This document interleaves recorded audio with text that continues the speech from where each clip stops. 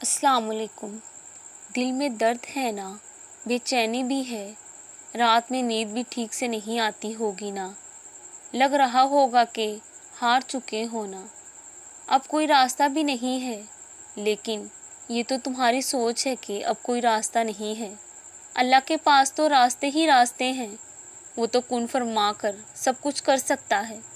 वो बस तुम्हें बेबस करके अपने करीब करना चाहता है, ताकि तुम अपना हर मसला इसका सुपुर्द करके सुकून से रहो और समझ सको कि वो ही तुम्हारी हर मुश्किल को आसान करने पे कादिर है।